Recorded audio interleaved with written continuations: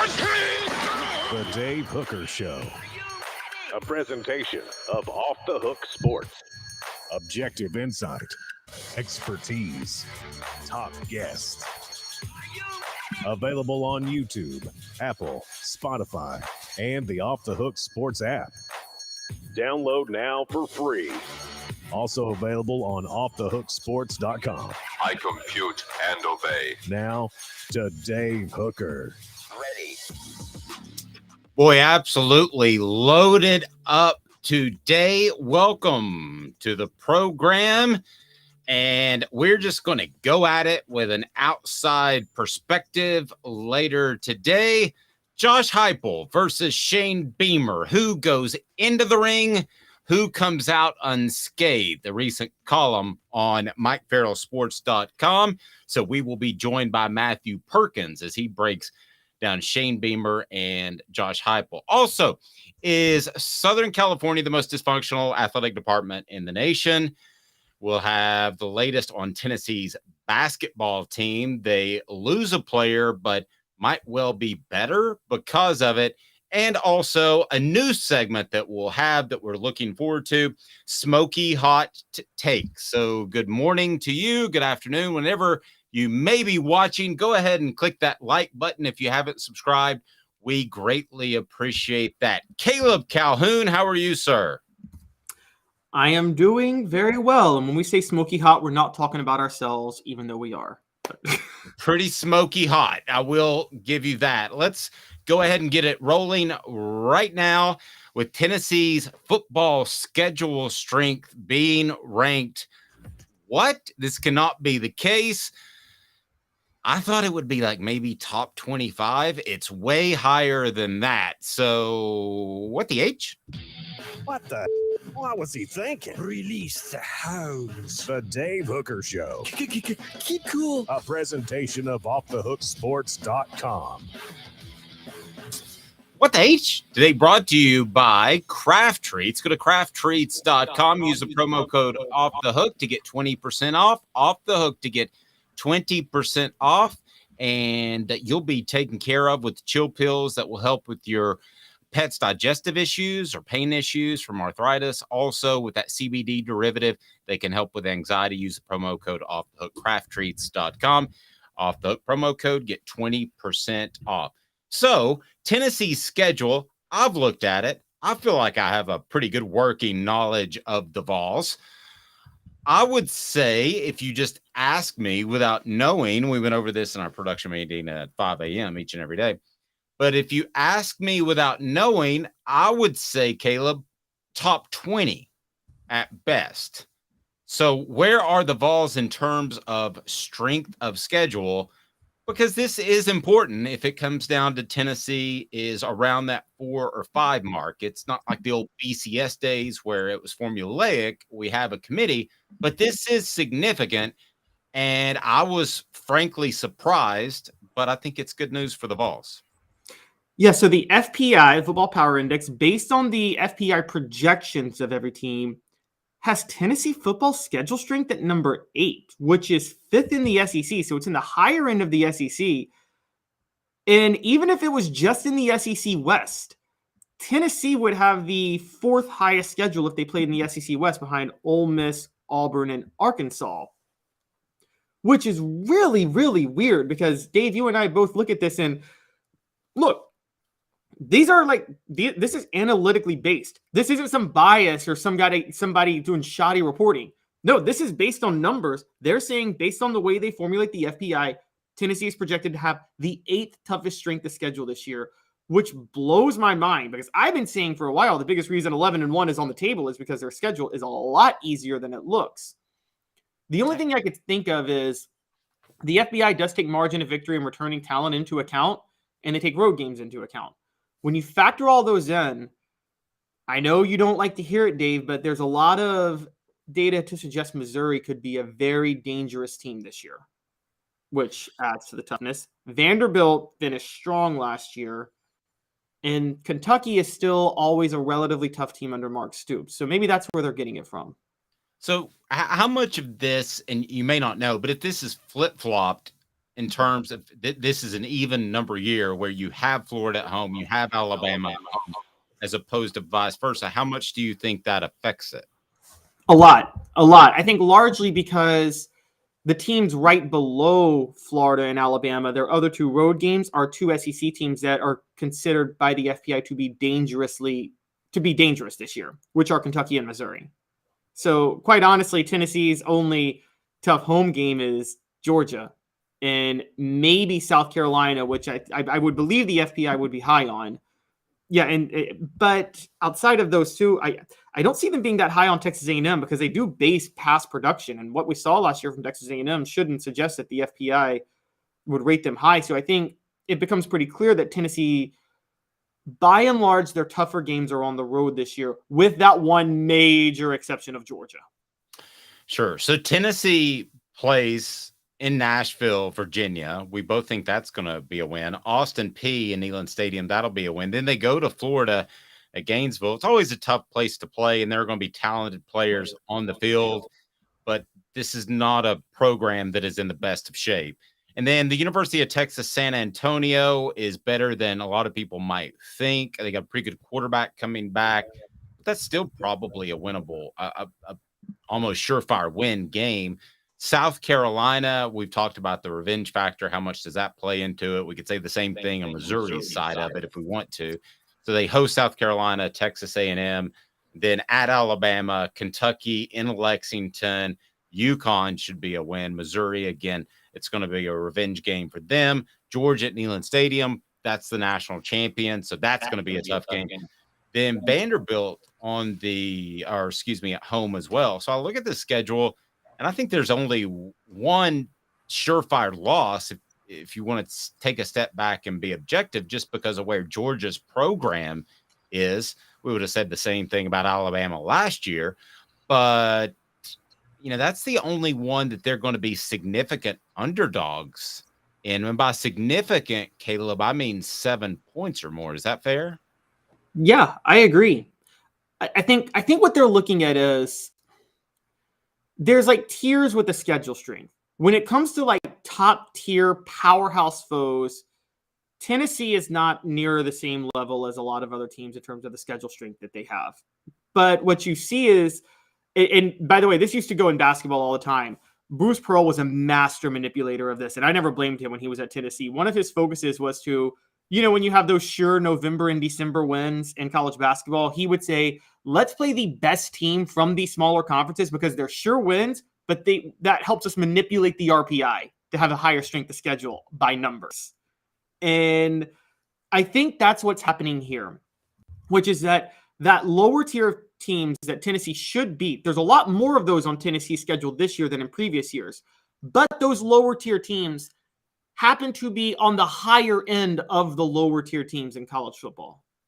I mean, UTSA, we're talking about it, Texas San Antonio, they're one of maybe the 5 best group of 5 schools in college football this year.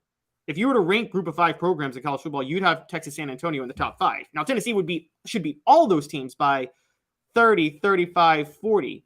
But at the same time, that still technically skews the schedule strength in their favor. Okay, so where does the rest of the SEC, in particular the SEC East, rank in terms of schedule strength? So the rest of the SEC East, Tennessee is second. Only Florida is ahead of them Florida's number 3 in the nation and second in the SEC overall. Ole Miss has the toughest schedule in the country, and they're ranked number 1. Auburn is ranked number 1 in the nation? Number 1 in the nation, yeah. Ole Miss is ranked number 1 in the nation. By the way, again, sometimes this is skewed because think about this for a minute. Let's just take Florida, for instance, and Tennessee. Those two teams have to play Georgia. That beefs up their strength of schedule. Well, Georgia can't play Georgia to beef up their own strength of schedule. So by being elite, a lot of times that's going to hurt your strength of schedule on the numbers. And that makes it a little tricky, but that's why Georgia and Alabama are not in the top 10. But yeah, Ole Miss is number 1. Minnesota is number 2, and that's a shocker too because they're in the Big Ten West. And again, who considers the Big Ten West that elite? I mean, that's barely a Power 5 division. And then you have Florida number 3, Maryland number 4. Maryland makes sense because they have to play Ohio State, Penn State, and Michigan.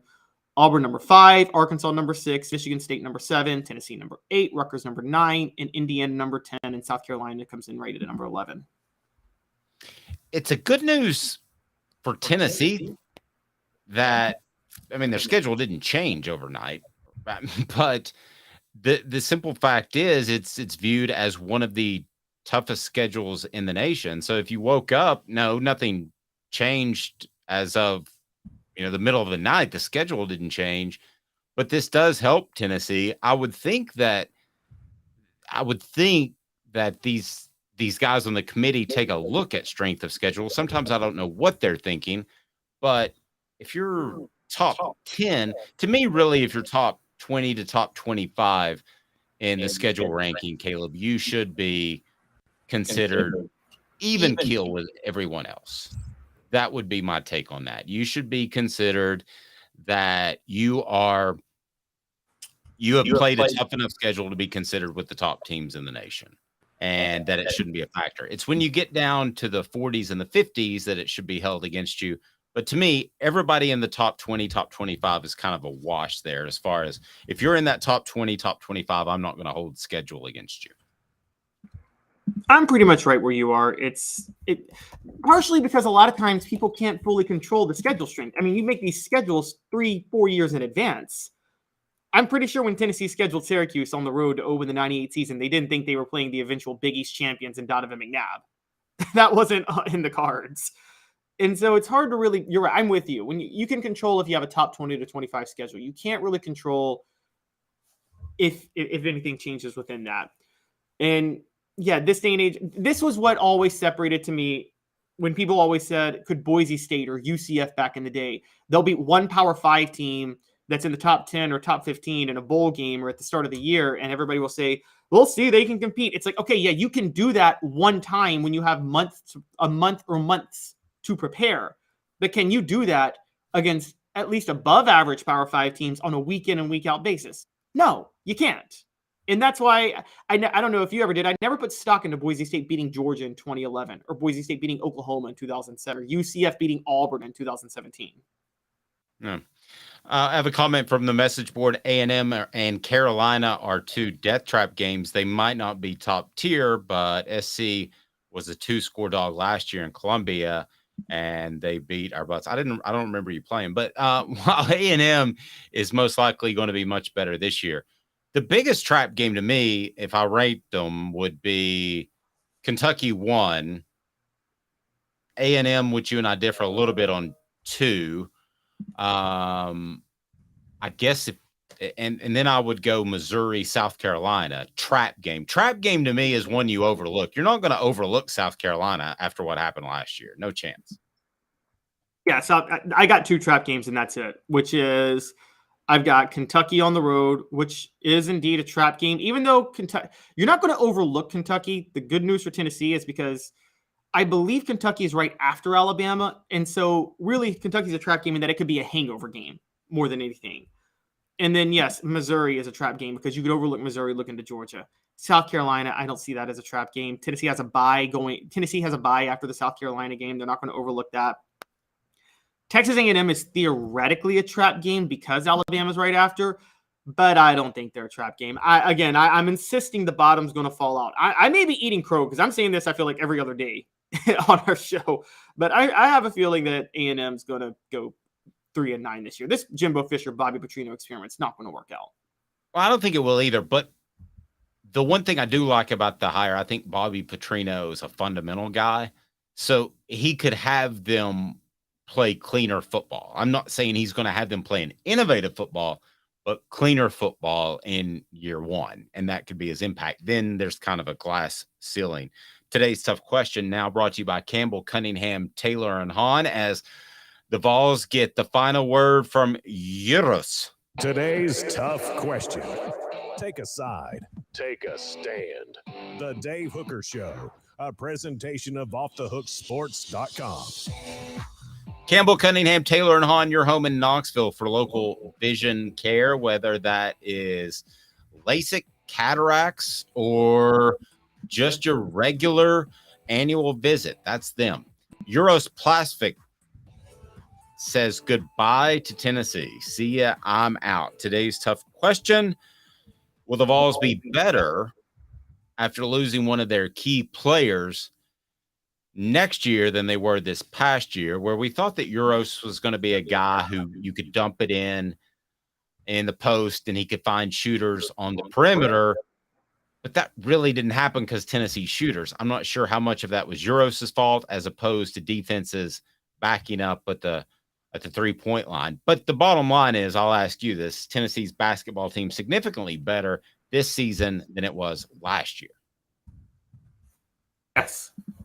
This is addition by subtraction if there ever was one. And look, Uros did not develop the way we all thought he would when he transferred from Arizona State to Tennessee. He was a 7'1", 260 guy. Rick Barnes is known for developing guys over 3 to 4 years. I think it's more than safe to say his career at Tennessee was a massive disappointment.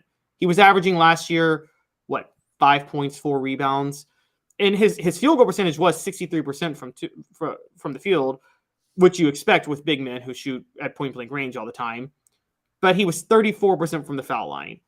He was so clumsy when he came down with rebounds. It was so bad that you noticed, and Kentucky laid the groundwork for how to beat Tennessee this year. They just left Uros open and said, we're going to defend the perimeter because we don't think Tennessee's bigs are good enough. And as you noticed, more teams started to play that. Tennessee couldn't play inside out because the idea of inside out is you collapse on the inside, and nobody was ever going to collapse on the inside when Uros was down there. So on Uros, on his skill set alone, I think this is addition by subtraction. But and I don't know how he's going to think he's going to play professional. I don't know where he's going to play professional, honestly. But then there's the other side to it, of what you said. There was only really one option as far as three-point shooting last year, and it was Santiago Vescovi.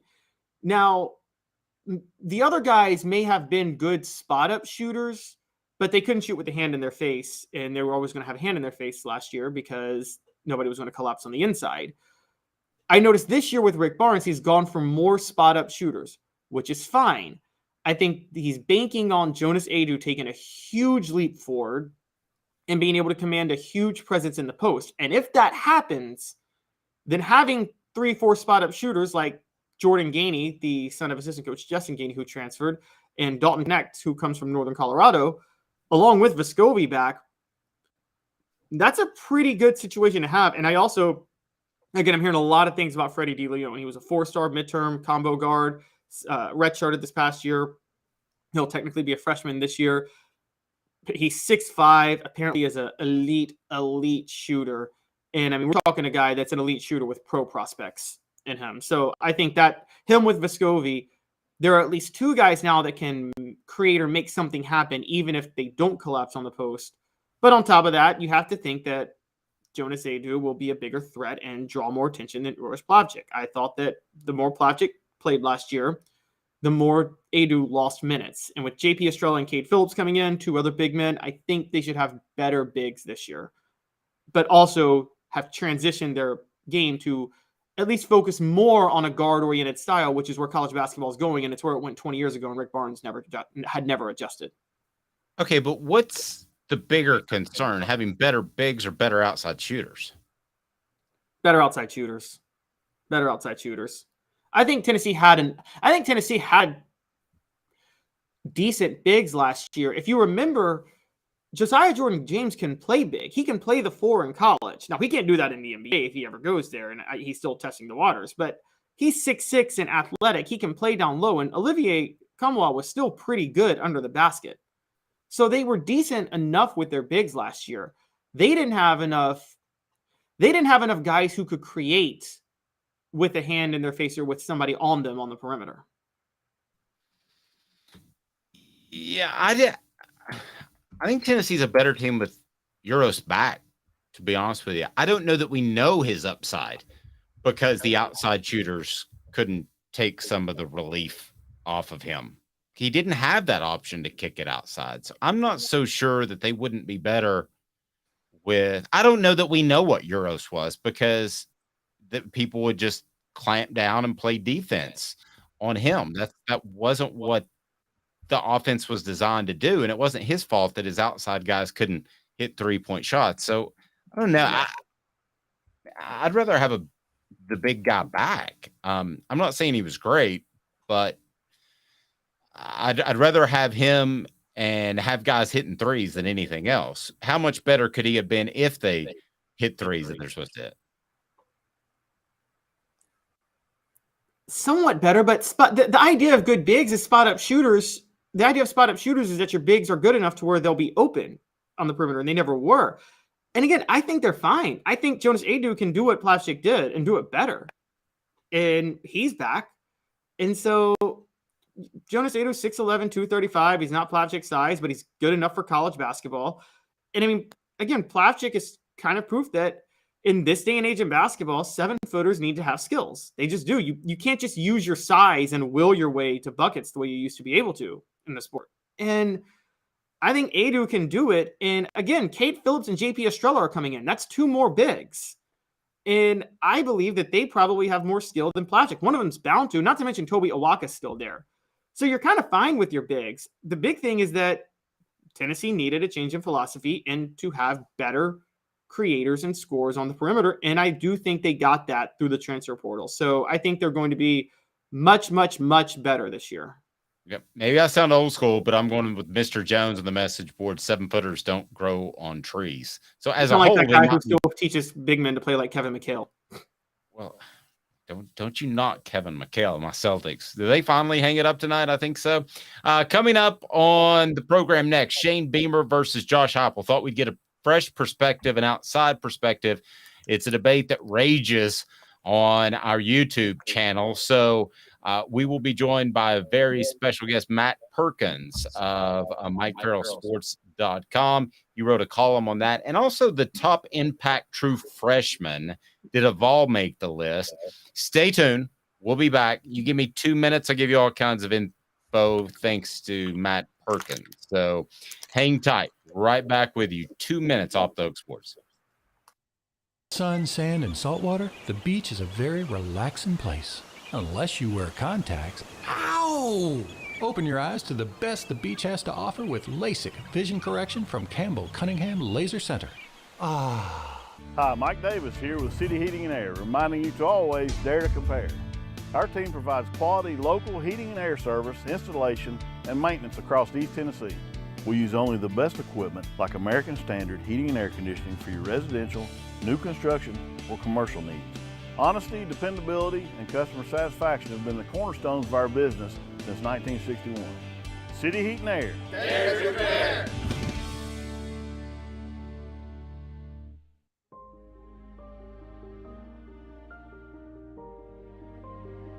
Our family has been creating one-of-a-kind pieces of jewelry in West Knoxville since 1986.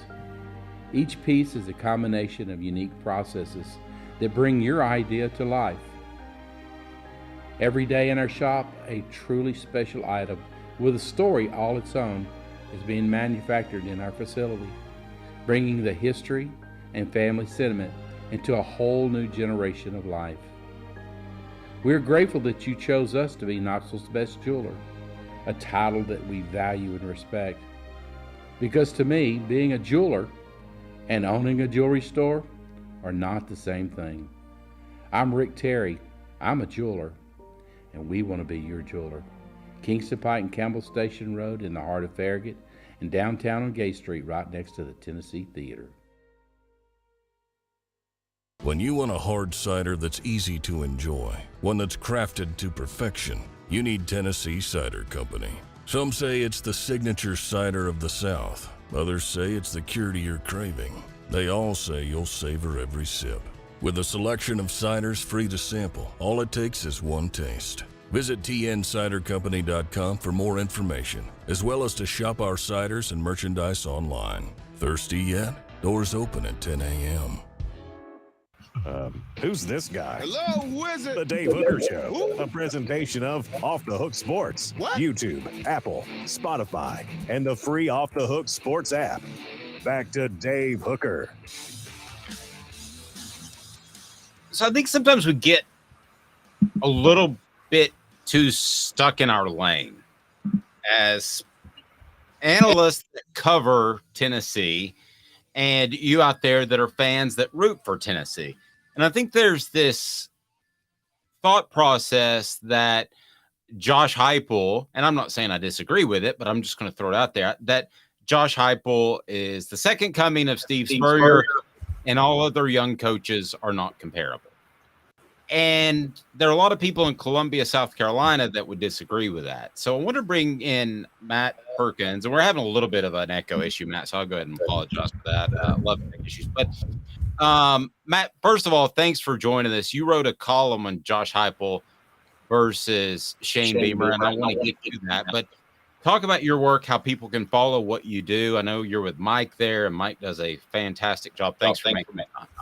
Oh, of course. Thank you so much for having me, Dave. So I'm the editor-in-chief over at MikeFarrellSports.com, and you guys can check out all of our work there. We've got a great team covering recruiting, college football, the draft, and, it's a lot of fun. We have a lot of diverse opinions on the site, which is something I really appreciate because, like you said here in the intro, a lot of fans tend to get stuck in their lane. You can see by the motion W behind me, I went to Wisconsin, and I can get stuck in Badger brain sometimes too, and it's a blind spot. So I'm always trying to sort of push myself and push our writers to sort of think outside of their blind spots.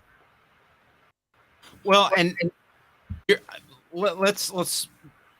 I think that's important, and I think an outside perspective can bring a lot. So when I don't know if you're the editor in chief, maybe you assigned yourself, but when you decided to tackle Shane Beamer versus Josh Heupel, what were your initial thoughts before you started to dig into it?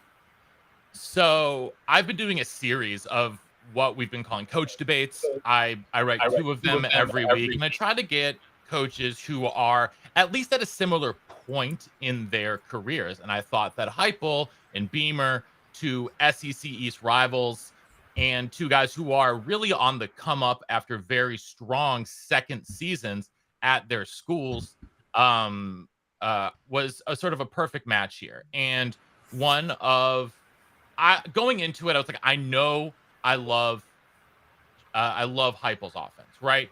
I wrote that it might be a little bit gimmicky, but if the gimmick works, the gimmick works. It doesn't matter. As long as you're putting up points on the board, I don't care how you get there. If you're running a wing T or if you're running Heupel's wide splits, which is a fantastic offense to the strengths of Hendon Hooker. He found a perfect marriage right there. Joe Milton, to me, is going to be very interesting to see. But going back to the debate between Beamer and Heupel, I just thought that sort of these two guys have a bit of a different approach, and I thought that it was a just an intriguing look because I know a lot of South Carolina people in my life. I live in Nashville. I know a lot of UT fans, and both of them really hype up their guys. And I thought I just wanted to delve in a little bit deeper.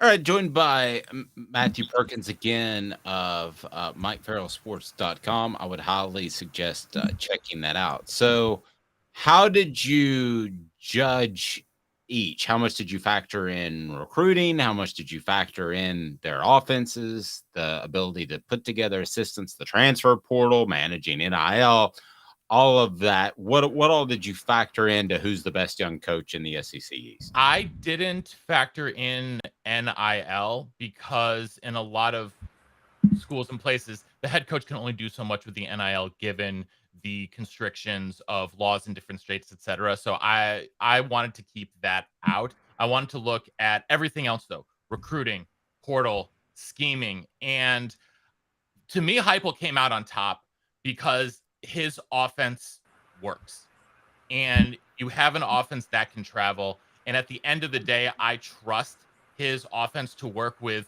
a wider skill set of players. And the other thing I don't necessarily trust yet is, we've seen Spencer Rattler be good at times. I don't necessarily trust his choice of quarterbacks because I am not a Spencer Rattler guy at all. And so, that is one thing I would worry. I'm also worried about, about the portal exits, especially of Jaheim Bell from South Carolina. He was set to be an absolute stud in that offense this year. he leaves to go to Florida State alongside Kyle Morlock, one of the other biggest tight ends in the portal. And you just got to wonder why something like that happens when a guy was definitely going to be a feature in the offense. So that being said, I think both these guys are pretty equal in recruiting right now. You look at both, Nico Imalva, who is an absolute stud. I would be very bullish about the future here. I'm not as high on Joe Milton for this season. He did great against Clemson, but I think the accuracy issues are going to rear their head at some point. At the end of the day, though, I would still take Heupel over Beamer. Matt, you threw out something with Spencer Rattler and the quarterback choosing, but we did see how they ended the season last year, and Spencer Rattler was really the reason for that. I mean, he kept Tennessee out of the college football playoff. I think he scored a touchdown every single drive, and except one. I'm not even exaggerating on that. But are we sure that Spencer Rattler was having issues, or was it just until they didn't utilize him right until the end of the season? Well, if they weren't utilizing him right, that's on Beamer, isn't it? Yeah, that's true. So, I mean, that's, and that's part of the issue at the end of the day. And so if, you have to know how to use their talent and maximize their talent from the get-go. It's not like those first 10 games didn't count for South Carolina. They count just as much as the last 2 games on the schedule in the win and loss column. So I will take the body of work, especially as we look at last season, as a whole. I would much prefer the, what we saw out of Tennessee. And, I see in the comments, like, Joe Milton going to compete for a Heisman. He definitely has a chance if he's fixed these accuracy issues, because we know he can drive it deep. I'm curious to see how sort of a new set of receivers losing, the top 2 guys and Hyatt and Tillman is really going to affect the offense, but they're going to be able to put up points. We know that. And that's, again, I know that a Heupel offense is going to put up points, which is why I'll take him at the end of the day, even if I really like the way that Beamer is recruiting with guys like Nichols Harbor. Matt Perkins, again, joining us from MikeFarrellSports.com. You want to play a little game with us there, Matt, to break these guys down? Let's do it. All right. 4 Downs is brought to you by Andy Mason, AndyMasonRealEstate.com. And we got Matt Perkins with us to talk Beamer versus Heupel. Who comes out on top? Here we go. 4 Downs. 4 questions. 4 answers. The Dave Hooker Show. 4 Downs. A presentation of OffTheHookSports.com. All right, I got some quick ones for you. They're brought to you by AndyMasonRealEstate.com. Best service, best prices in the biz. AndyMasonRealEstate.com in Knoxville. Over 40 years of experience in that office. First down. Who will be at their current school longer, Beamer or Heupel? Heupel. Yes, because that? I think Tennessee is more of a destination job at the end of the day than South Carolina, and I think that there is a love between. I think that there is this, resonance between Heupel and the community in Knoxville. I don't live there. Like I said, I live in Nashville, but I can feel it from Nashville, right? I can feel the connection and I just think that at the end of the day, Beamer is more likely to jump to a bigger gig than South Carolina. I agree with everything you said, but just know that people are going to rip you on my YouTube channel because they ripped me with this. I get ripped in every column I write, so I'm used to it. That's right. I got a question for both of you guys, though. This is a really, and I know if you're a coach up and coming, not like a Steve Spurrier or Lou Holtz, can you do well enough at South Carolina to get a job somewhere else? Like to get a job at a bigger program? Yeah, that's interesting because I absolutely think that you can. You can, go 8-4. You can go 9-3, and that can be viewed as good enough if you get 3rd in the SEC East in back-to-back years, finishing behind Georgia and Tennessee, maybe pulling an upset against Tennessee, right? I could see someone at a bigger program than South Carolina.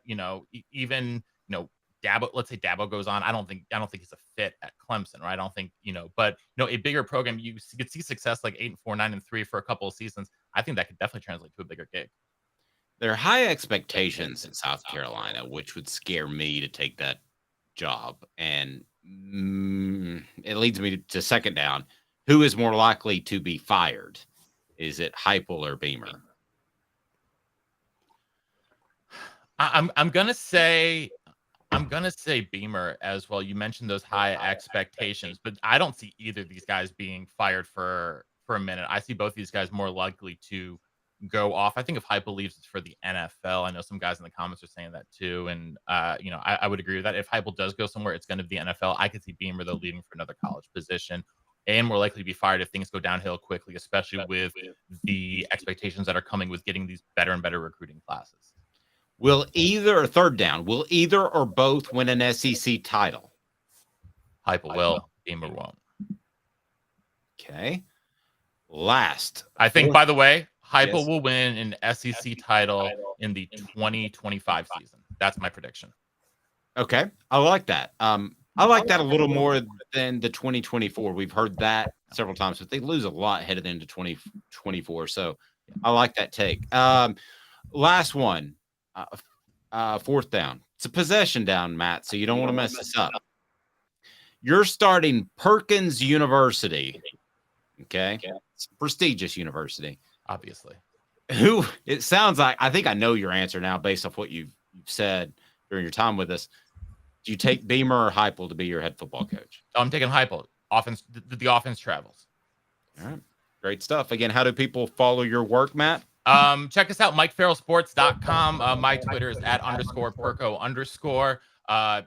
I'm tweeting out all of my work there, as well as I produce actually Wisconsin Badgers podcast, and just dropped part 1 of a 4-part special with Melvin Gordon, Daria Gumbawale, and the rest of the former Badger players who have formed Vibes Golf Club, VIBEZ. I'm also producing a documentary about them right now, and that's sort of the other big project on my docket at the moment.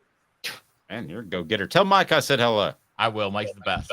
Yeah, Mike is. Thanks, buddy. I appreciate it, Matt. Yeah, Perkins. appreciate you, Dave. Thank you, Caleb. Thank you. Matt Perkins joins us from MikeFarrellSports.com. So there's an outside view of Beamer and Heupel that pretty much falls in line with what we said. And I think that Heupel has the greater upside. I feel like Beamer is a good coach for South Carolina, and some South Carolina fans are going to take this as a shot until they prove me otherwise. I don't see South Carolina being a national championship program. I think Tennessee has proven that they are a national championship type of program. They have that support. They proved that in 1998. They proved that they were on the verge in 2001.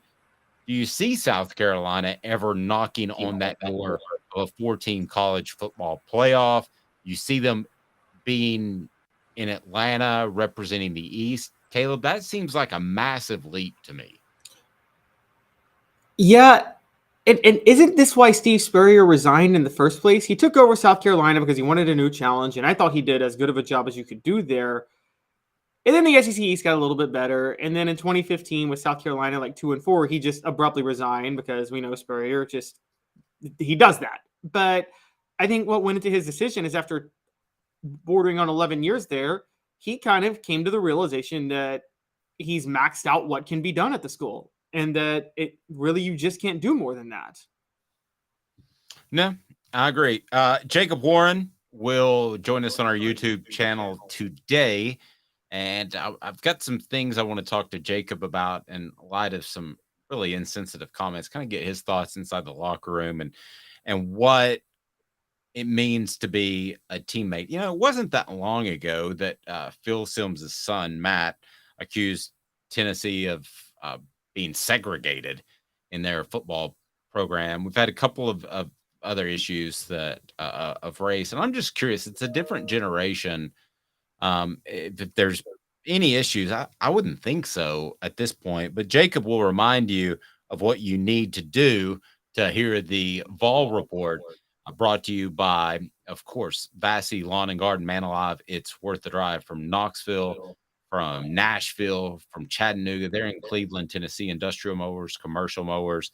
And what should they do, Jacob Warren, to hear your Vol Report? What's up, everybody? This is Jacob Warren asking you to like, subscribe, and share. Dave needs this. And so does Caleb. So back in 2 minutes. And then why the most dysfunctional athletic department happens to be one of the most tradition-laden athletic departments, and I don't see it getting better anytime soon. 2 minutes, back at you off the sports. Family has been creating jewelry since 1986, each piece unique with a story all its own. I'm Rick Terry with Rick Terry Jewelry Designs. I'm a jeweler, and I want to be your jeweler.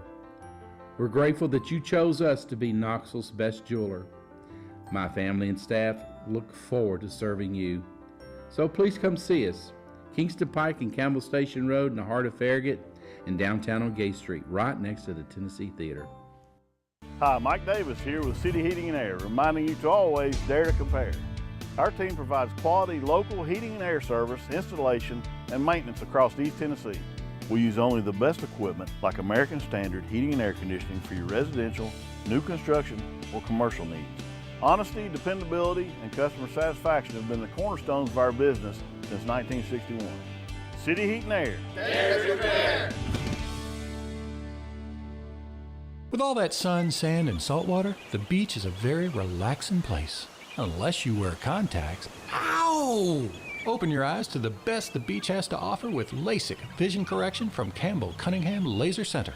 Ah. Do you want to own the more that owns every job? Then get to Vassy Lawn and Garden in Cleveland and get you a Toro. I'm David Vassy, here to talk to you about Toro.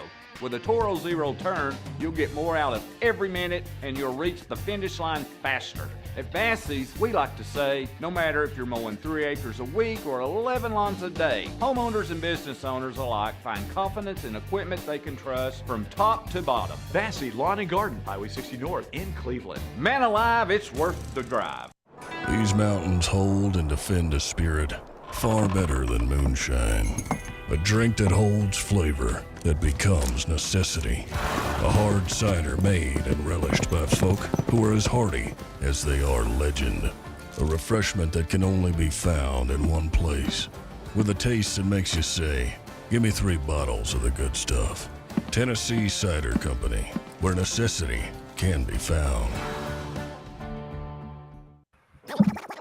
You're listening to The Dave Hooker Show, a presentation of OffTheHookSports.com. The internet is full of pictures of each and every one of you. Available on YouTube, Apple, Spotify, and the Off the Hook Sports app. Download now for free. He said nothing you can't do. Also available on OffTheHookSports.com. From the message board I posted, I see Shane Beamer going back to Bobcat. The Beamer family is still very, very, very beloved there. So from the message board, only problem is that I despise tech. I live in Virginia, and all I hear is the tech stuff all the time. Well, I don't think he's going to resurrect tech to be anything special. I mean, tech is tech. They have a glass ceiling. They had to have a generational player that changed the game to get a national championship type of hunt. Yes, they were solid defensively, but what can you really do at Vol Tech? To me, it has a glass ceiling just like South Carolina. Well, I got to give them credit. Remember 2004? I will never forget this. And you were in the thick of it covering it. But there have been 2 times where conference realignment made people think someone was going to dethrone the SEC. The first was the creation of the Big 12 in '96. Remember that, Dave? And everybody thought that was going to dethrone the SEC. And now the Big 12 may go defunct. The other one was in 2004 when Miami and Virginia Tech joined the ACC. Because remember, at that time, those were the top tier teams in the Big East. Virginia Tech would have 1 loss every year and it'd beat a Miami, and they'd be top 5 teams every year. And everybody thought, oh, those 2 with Florida State, they're going to surpass the SEC as the toughest conference. And then Virginia Tech just straight up dominated the ACC for the next 7 years, winning the conference every year almost, with Miami falling apart. I think the only year Virginia Tech didn't win it was there was 1 year Matt Ryan was at Boston College. So they had a nice little run. But yeah, the minute Florida State kind of reemerged and rebuilt itself and Clemson came back, Virginia Tech really fell by the wayside after that. All right. So the just worst athletic department right now in the nation is whom? Because they've got some issues. And it has nothing to do with the fact that they still have the Heisman Trophy up for a man who committed a double murder. So, why is Southern California? I can't. I don't know why I laugh every time that we talk about that. Well, it's still very bizarre that he got away with it. Yeah. Okay, why is Southern California the biggest train wreck since Alabama of the 90s? So I want to be clear up front. We're going to go into this issue with Southern California. If I were to name the top 5 biggest scandals in college athletics the last 25 years, none of these issues at USC would crack that top 5. The thing with USC, it's the volume of issues that they've had. Wait a second. So the paying players like Reggie Bush wouldn't be in the top 10? Not when you got the Larry Nassar scandal at Michigan State and the Jerry Sandusky scandal at Penn State. Yeah, that's kind of a whole different level. But as far as that's what I mean, scandals in college athletics. I mean, there's some really serious ones. Alabama scandal this past year in basketball, I think, surpasses anything of USC. Okay, but those are felonious, breaking the law sort of things. If you just did breaking NCAA rules, they're number 1 with a bullet.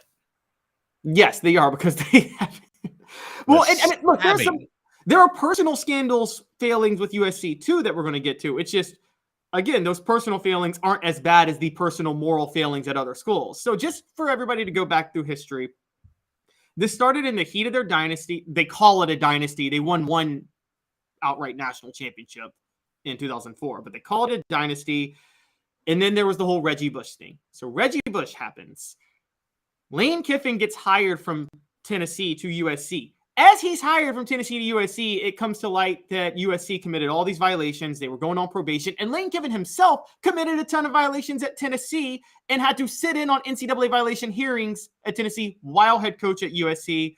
The athletic director of USC at the time, Mike Garrett, lashed out at the NCAA, said everybody's jealous that they're not Trojans. He's removed. I'm sure you remember all of that, Dave, because you were in the thick of it covering Tennessee at the time.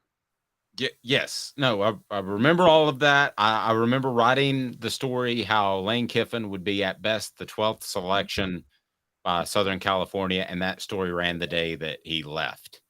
So it didn't even run. Well, yeah, he didn't even. They wanted Jack Del Rio. They wanted a ton of different people. And I think they all said no because they were afraid of the sanctions. It didn't even run on the front page, Caleb. And Tennessee football always ran on the front page of the sports section, ran on the inside that there's no way he would leave. So I do want to clarify one thing really quick, and it was on our message board. Tom pointed that out. You know, when we talk about the Sandusky stuff, that's crimes against humanity. I mean, that's disgusting. That's on a whole different level. But if you want to talk about Southern Cal and the paying of players, and there's hundreds of thousands of dollars going to Reggie Bush and possibly OJ Mayo for housing, that's a top 10 one to me in my lifetime because that was so widespread. Taking out the really disgusting crimes against humanity. There's a reason that I chose sports instead of news. I don't even want to get into all that stuff at Michigan State and at Penn State. But I think that's right up at the top. And I want to compare it as a backdrop to Alabama in the 90s. Because Alabama, let's remember, they went Before you go there, Dave, I do think we should bring up why we're bringing this up now, the news story behind it. Okay, cool. Go there. But I do want to compare to Alabama after winning the national championship in 92. So go ahead. Yeah, so the reason we're bringing this up, guys, is athletic director Mike Bohn resigned last Friday. LA Times reports there was a very uncomfortable culture that was there. And part of that was personal conduct failings. The Times also reported that people raised concerns about Bohn while he was at Cincinnati, where he was athletic director from 2014 to 2019. Sounds like he was reportedly making unwanted physical contact with women on several occasions, including touching their shoulders or backs in a way that made them visibly uncomfortable. And there was some criticism of mismanagement. This is right as they're about to join the Big Ten. So we're saying all this now because this is by any account, this is a scandal-ridden resignation. Yes. No doubt. So here's what Alabama went through after winning a national championship in 1992 with Gene Stallings. They went through a scandal in which they reportedly paid Albert Means, was it $300,000 or was it $280,000? It was right in there.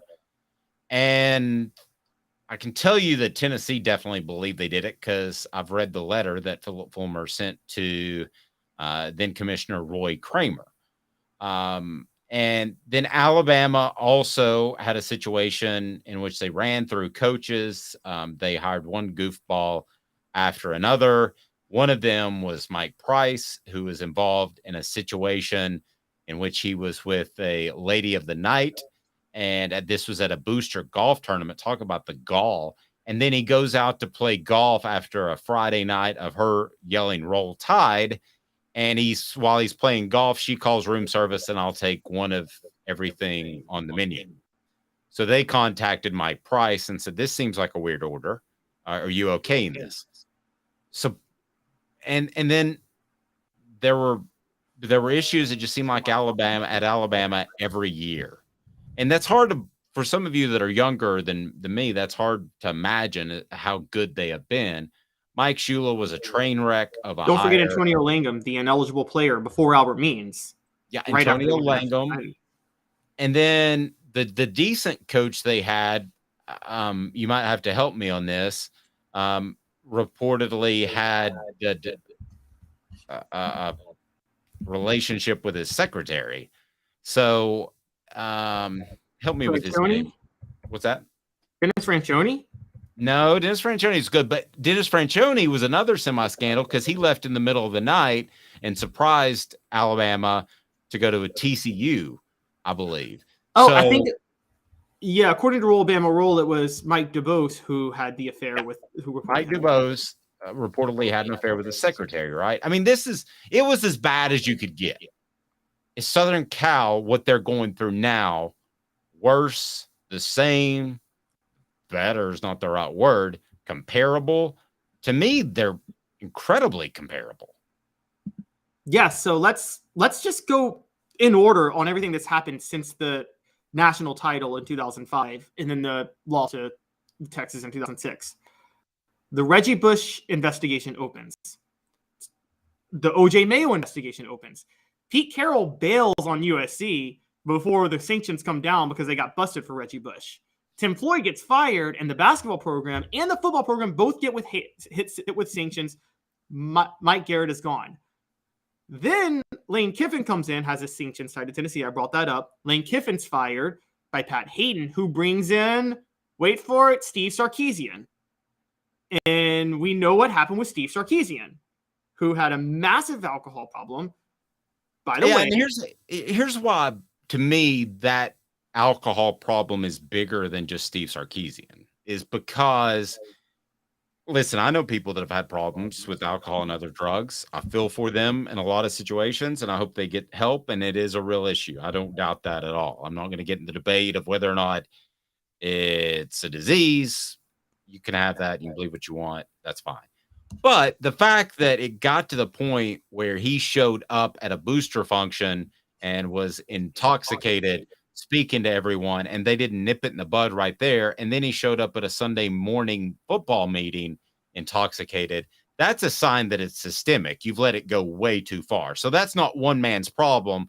That's an athletic department not stepping up and say, this isn't acceptable. Let's either get you help or let's fire you. Yeah, and Hayden admitted that USC never did a public record search of Sarkisian, which apparently it was very much out there that he had had a number of alcohol-related incidents, I think dating back to Washington. And let's not forget they hired him, Hayden, they hired him from television. And at one point he ran on the sideline to debate some call that the referees made. He's an athletic director. What are you doing down there? Yeah, it was one of those situations where I will never forget, and I remember watching when Steve Sarkisian was fired, and we all understood why Steve Sarkisian had to go, but I think the scandal was they didn't fire Pat Hayden with him. Like, that would have been like if Tennessee stuck with Philip Fulmer after firing Jeremy Pruitt. Like, I couldn't figure out for the life of me how Pat Hayden was able to stay on. He only lasted another year, but still lasting another year and being able to determine USC's next football coach, which he did, and Clay Helton. I mean, that was just, what? And because it was so obvious that I don't want to say USC covered for his alcoholism or his alcohol problem, but they certainly didn't help it. They certainly enabled it, and and forget the moral wrongness of covering for someone who has an alcohol problem. That's a detriment to your program on its own if you let a coach. I mean, Dave, you have told me some stories about coaches at different places that they somewhat derailed their programs in their own careers. Well, I mean, it's also a danger to the man too, Steve Sarkisian. I mean, there's a lot of ways that could go south, and they let that happen. So, final verdict as far as Alabama after Stallings, and they did have the Antonio Langham issue. So, but Alabama in the 90s. So you're including the Stallings years. I say Alabama immediately after they won the national title. Like the next year was the Langham scandal. Okay. So which is worse, this or what Southern Cal is going through? I think, they both had a head coach fired for personal failings. I think the Alabama one's worse because, Steve Sarkisian had a problem, but the Mike Price one, that if you compare the personal moral failings, the Mike Price one is still like number one. I'm going to go with Southern Cal. And you know why? It's 2 words, Lane Kiffin. You knew that you were, and maybe he was the sacrificial lamb and he didn't even know it. Travis says Alabama. You could probably sway me, to be real honest, Travis. But when you hire Lane Kiffin, who there were questions about from the NCAA, and you've already got the NCAA sniffing around, then it created a situation in which you got hammered with 35 scholarship reductions a year. And it just is, that to me was the dumbest decision. And it affected Tennessee fans through and through, affected the landscape of the SEC. But it was the dumbest decision to hire him. No offense to Lane Kiffin, but just the look of it, the eye test, it was like you were completely tone deaf to the fact that you were already in the midst of one of the biggest pay for play scandals in the history of college athletics. You were doling out hundreds of thousands of dollars, and you go out and you hire Lane Kiffin, who at the time, I was in the middle of investigating the Hostess Gate thing. Yes, that's true. That's a good point. Well, remember, they notably thumbed their nose at the public. Mike Garrett was quoted as saying everybody in these institutions is just jealous that they're not Trojans, as they were trying to appeal their sanctions. And you're right, they hired Lane Kiffin before the sanctions came down. And you know this better than I do, Dave, because you were covering him. But as far as I'm aware, in 2009, Lane Kiffin did not have many friends in the college football institutions, did he? In elite college football circles? No, he's always been, well, not so much now. People respect his game, but he was viewed as a guy who was standing on third base and thought he had a triple. Yeah. Because of his dad. You know, his dad was going to be able to open doors for him. And he was had openly an NFL arrogant shot. too. Yeah. It came across as arrogant. I think he was really insecure in front of people was the reason. But he was already an NFL coach by the time he was what? 31. 35? Oh, no, 31. He was 33 when he was hired at Tennessee. So he was 31 when he got hired by the Raiders. And all I know is I don't know who his agent is. Was Jimmy Sexton his agent? Oh, yeah. The answer to is Jimmy Sexton his agent when you're talking about college football coaches is yes. He's good. So he has to sell coaches against other coaches sometimes, I feel like, doesn't he? Yes, but guess who ends up getting paid regardless? Jimmy Sexton. Hey now. All right. It works out well for him. So the biggest scandal is Alabama the 90s or Southern Cal now. You're going Alabama the 90s.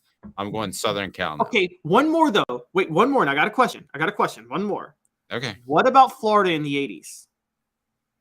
Oh, now we're throwing everybody under the bus. Okay. Florida in the 80s, you'll have to refresh me a little bit. Do we have paying players?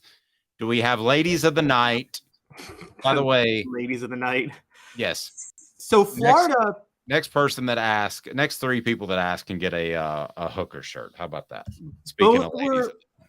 So Florida had 2 SEC championships vacated, ironically, to Tennessee because of pay for play scandals. One happened Spurrier's first year in 1990. Galen Hall had a scandal that had happened 4 years before. And so the NCAA basically told Florida in 1990, no postseason. Florida finishes 7-1 in the SEC, Tennessee 6-1-1. But Tennessee gets the SEC title because Florida's on probation. Spurrier still rants about that to this day. He says the 1990 team is his favorite team. 1985, the beloved Sugar Vols. Tennessee and Florida had the same record that year in the SEC. Tennessee lost to Florida, but Tennessee got the SEC title, and it was Galen Hall's second year because they were under investigation, Florida, for the head coach right before Galen Hall, which I'm looking up now, was Charlie Pell. Oh, yeah, Charlie Pell. Yes. And so Charlie Pell and Galen Hall both had left the program in some trouble, so they had to vacate multiple SEC championships and multiple postseasons. And it wasn't until Spurrier got there where Spurrier, as you and I know, didn't have to cheat because he could just out-scheme anybody and then just get guys he wanted in the state of Florida. Okay. All right. So we got Southern Cal, we've got Alabama. You think Alabama number one, right? Yes, definitely. Okay. Just for Mike Price. I'm sorry. I had Southern Cal above Alabama, but I'll go ahead and tell you right now, I'll blow both of them out of the water. You ready? Okay. It's Ole Miss. It's Ole Miss under Hugh Freeze, right? Not just under Hugh Freeze. Dating back to Ole Miss, one of the reasons they lost Peyton Manning to Tennessee was they were about to go on probation in the 90s. And they had 4 level 1 violations. Tennessee's kind of concerned about 1 level 1 violation. They had 4. And the 4 worst level 1s. And also let's talk about how much of a snake they were. They had these massive violations, and then they tried to pin them on Houston Nutt, remember? Yes, I do remember that. And the other thing to remember about the Ole Miss scandal is that you did have ladies of the night involved. Well, here's the funny thing, because and we see this in politics. Whenever a sex scandal happens, people get enthralled by the sex scandal and forget the deeper scandals that happened with it. And so honestly, it oftentimes helps the person involved in the sex scandal. So Hugh Freeze, everybody just looks at him now like, oh, he made a mistake sleeping around with prostitutes. He's reformed. But no, the mistake, the scandal was that like there was massive other level 1 violations of pay. That prostitute scandal came to light because of what he was doing to illegally to lure players to Ole Miss. And then he tried to throw Houston Nutt under the bus for it. It's kind of like Bill Clinton in the 90s. I'm not trying to get political, but everybody thought about it was the Monica scandal. It was a sex scandal. The scandal was kind of that he perjured himself and that he was under investigation for another sexual misconduct allegation from Paula Jones. But all anybody ever saw was, oh, he had an affair with an intern in the White House. And right. So more people talked about Hugh Freeze's escort scandal than the fact that Ole Miss was clearly paying players. Is that what you're telling me? Yeah, they were clearly paying players, and they tried to defame Houston Nutt, like just straight up libelously defame him, and also that they had lied to players. Here's the biggest scandal. Forget paying players, because NIL, we can talk about the moral failings of paying players. Ole Miss had the reason they defamed Houston Nutt so much was they wanted the current players that were committed to the class before the transfer portal to be stuck with the program once the sanctions came to light. Rebecca's laughing at the ladies of the night thing. I appreciate that, Rebecca, because it's nice to know that I'm not going too blue for the ladies out there. But do you remember it was so bad at Ole Miss that a guy runs up to Lane Kiffin when he's getting off the plane? He goes, "Don't forget to get a burner phone." Do you remember that? I don't remember that at all. Yes. But it is hilarious that Lane Kiffin is the guy they would hire, like, after all of this. What was the class that Hugh Freeze? What was the incredible class he had? What year was that? And I'll tell you. And we all knew they were cheating with that class. Okay, that's when I was covering recruiting for ESPN. So I want to. I want to tell you the moment that I knew that they were cheating, because I'm always the guy who kind of gives you the benefit of the doubt a little bit, because I ended up being friends with Trooper Taylor, and Trooper Taylor was a great recruiter. And the immediate thing you say in recruiting is, oh, he's cheating. And I don't think Trooper Taylor was ever cheating. I don't think Tennessee was cheating at that time when they were doing well. Here's the moment that I knew that Ole Miss was cheating. Okay. You get Robert Kimdiche, number one player in the nation by everybody, the once every decade type of guy. And you get him. His brother played for Ole Miss. So it's the old, yeah, we'll get your brother a year before as long as you make sure and end up at Ole Miss. Okay, you can roll with that. Laquan Treadwell, he was the receiver. You probably don't remember. Another 5-star guy. Oh, I remember Laquan Treadwell. Okay, he had family in the Oxford area. Okay, got that one. Tony Connor, another 5-star. He was a safety. I covered him very closely because he was in my area of Mississippi. Used to be Antonio Connor. Somewhere along the lines, it turned to Tony Connor. All right. He's an in-state kid. That makes sense, right? So if I'm making the argument that they're not cheating, I'm doing a pretty good job right now, right? Right. Okay. Laramie Tunsil, they're cheating. I mean, for him to go to Ole Miss and not Alabama, had 0 ties, made 0 sense. Laramie Tunsil, true. And then he ends up with the whole gas mask bong thing. and so, also, I believe Laramie Tunsil was born in Louisiana, grew up in Florida. Alabama is a premier program. Where does Ole Miss fit into that? They don't.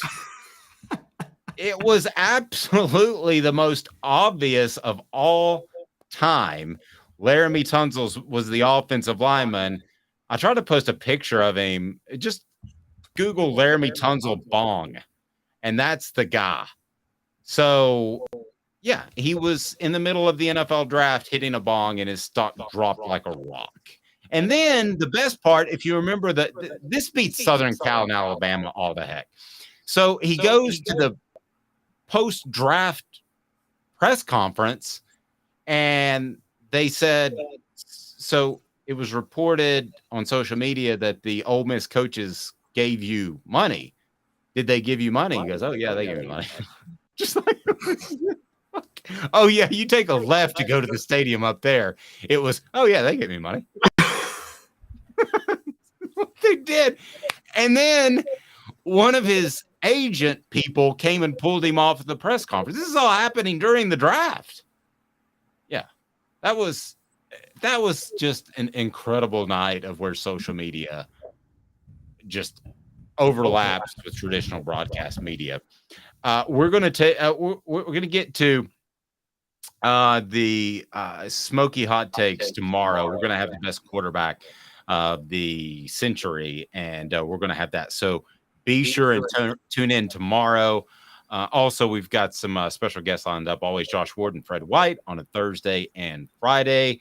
Have a fantastic day, morning, afternoon, evening, whenever you're watching. He's Caleb Calhoun. I'm Dave Hooker. This has been a presentation of Off the Hook Sports.